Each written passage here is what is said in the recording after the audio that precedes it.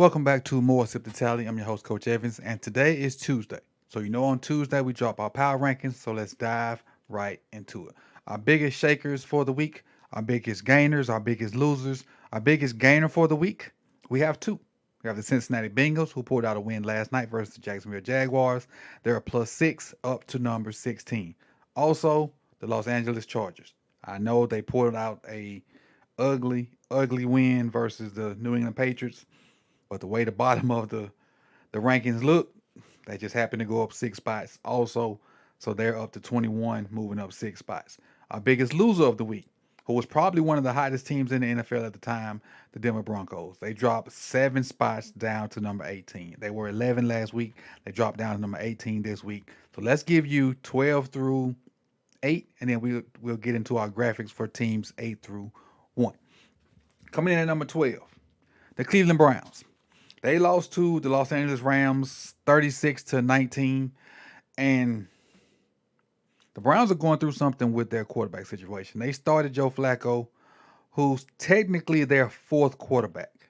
And I'll name them to you: Deshaun Watson, PJ Walker, Dorian Thompson Robinson, and now Joe Flacco. So they're going, their defense is top notch, but you got to be able to put some kind of points on the board, and they're struggling at the quarterback position right now. So don't know where the Cleveland Browns are going right now, but they lost to the Rams, and now the Rams are starting to get healthy. They got Kyron Williams back. Matthew Stafford's doing his thing. Puka Nacua he got hurt, but they had Puka Nacua and Cooper Cup for this game, so they were able to kind of give you that 1-2 punch with Kyron Williams going. And they were able to pull the victory out. But the Browns have, at number 12, fallen. All right, number 11. Team that was right in front of the Browns, another AFC North team. They're 7-4, 7-5. Also, they lost to the Cardinals. So you got two teams with L's that coming from the AFC North.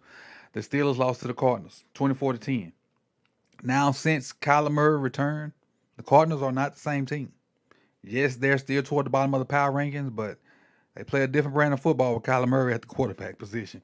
And the Steelers, they had this offensive explosion when they fired Matt Canada, but then they went right back to being the lackluster offensive Pittsburgh Steelers that we've known for most of the 2023 season. Their defense just couldn't do enough like they've been doing most of the season, and they end up losing to the Arizona Cardinals 24-10, and that's going to drop them also this week also. Coming in at number 10, though, a W for the Houston Texans.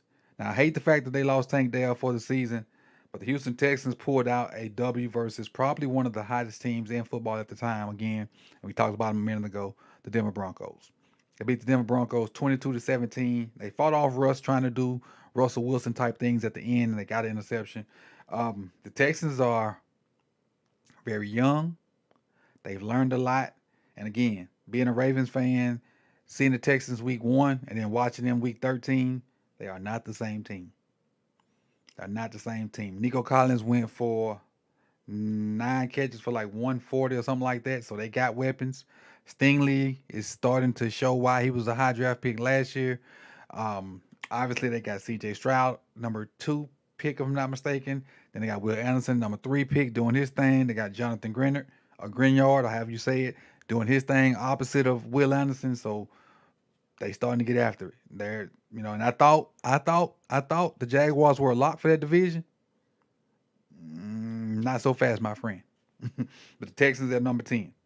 Number 9, another team from that same division, the Colts. The Colts have won 4 in a row with Gardner Minshew at the quarterback. 4 in a row. They beat the Titans 31-28. The Colts have won 4 in a row, and they're also 7-5. So in that division, you have the Texans at 7-5, the Colts at 7-5, and the Jaguars at 8-4. So you got 2 teams, 1 game behind the Jaguars. So the AFC South is shaping up to be pretty interesting. And we'll talk about the Jaguars in a minute. So I'm just giving away those. Yes, the Jaguars are on this list.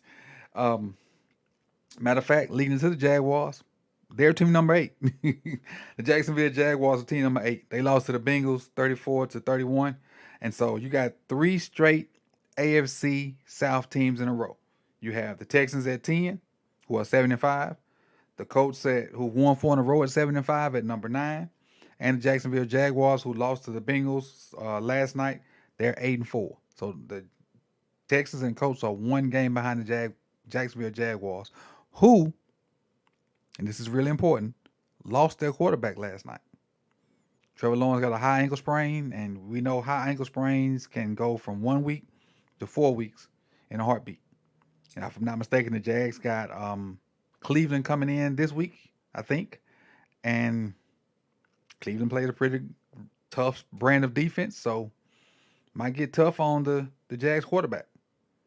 So we'll see. We'll see what goes on that front. But the AFC South has gotten really interesting over these past 4 weeks, with the Colts winning 4 in a row, Houston's emergence, and the injury to Trevor Lawrence here last night. Coming in number 7, another team with the L, the Chiefs. The Chiefs are 8-4. The Chiefs took a loss to the upstart Packers, 27-19, and the Packers are a good young team. The Chiefs have an issue at wide receiver. Defensively, they're getting it done defensively, but they just can't score enough points right now. They can't score enough points. They have communication issues at wide receiver. They have drops issues at wide receiver. They got 26 drops, 26 that I know of. So they got to figure it out. Next up, number 6, Detroit Lions. Detroit Lions beat the Saints 33-28 Sunday. The Lions are offensively starting to get it together. They're starting to get Jameson in the fold to go along with Amon-Ra St. Brown. They got a two-headed monster in the backfield with Montgomery and Gibbs. Jared Goff's doing a good job of distributing the ball. But that darn Sam Laporta, man, he's going to be something to deal with. Coming off a 9-catch, 140-plus yard game. And I'm not saying he's the best offensive weapon they got, but he complements and makes everything go with what they got. So the Detroit Lions are, they getting it together. And they had a little rocky spell. Defensively, they got to figure it out. Offensively, they got it. But defensively, they got to figure it out. They got to figure out how to stop some people. They got to. They can't just win a bunch of shootouts, because the Saints are not a very good team. And the Saints, even though they jumped out 21-0 on the Saints fought their way back in that and made this game close at 33-28. And that's even knocking Derek Carr out of the game. Next up, number 5, the Ravens. Ravens coming off a bye week. They're sitting at 9-3.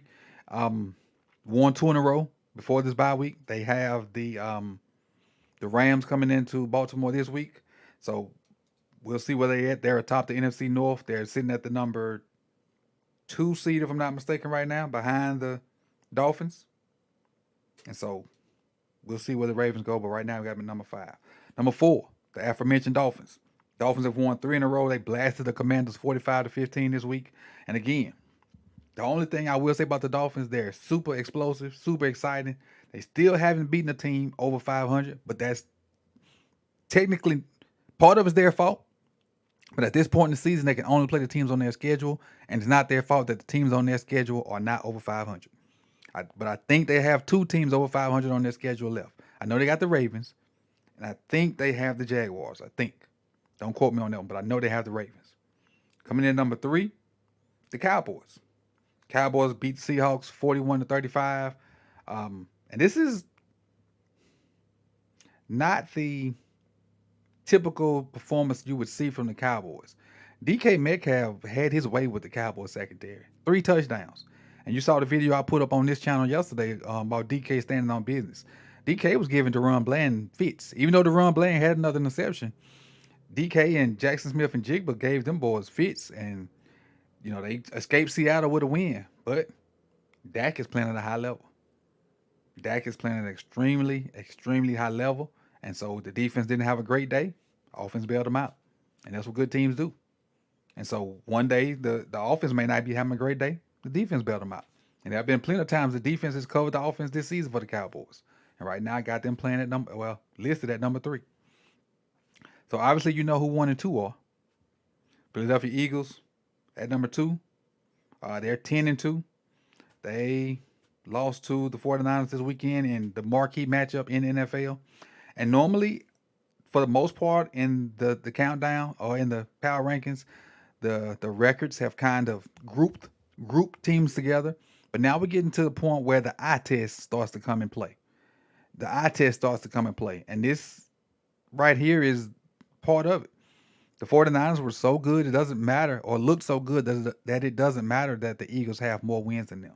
The 49ers are clearly the best team in the NFL right now. And that's why I have them at number one. So, number one on your more Sip to Tally power rankings for week 13, the San Francisco 49ers. They are far and away the best team in the NFL right now. At least week 13, they looked it. They looked it. So, hats off to the 49ers. You went on that 3 game losing streak and you bounced back. You've won 4 in a row. You beat the previous number one team. The Eagles were number one on this countdown for 1, 2, 3, 4, 5 straight weeks from week 8 to week 12. And you came back and you took them behind the woodshed. So, now, one last thing on the Eagles before we get out of here. They have another important matchup. The Eagles play the Cowboys this week. So, on this ranking, 2 plays 3 this week. So we may have some more shakeup at the top. No, I know we gonna have some more shakeup at the top at the end of this week because number 2 plays number 3. So we'll see what's going on and go from there. But I appreciate you guys for coming through. I'm gonna put the whole list up here right now. It should be up there right now, left or right. You can see the whole list 1 through 32 and see where your team is and whatnot. So put it in the comment section whether you agree, disagree, whether you like it or you do not. And I appreciate you guys for coming through. You could have been anywhere in the world, but you chose to be here with me. Like, comment, subscribe, and share. And I'll see y'all soon.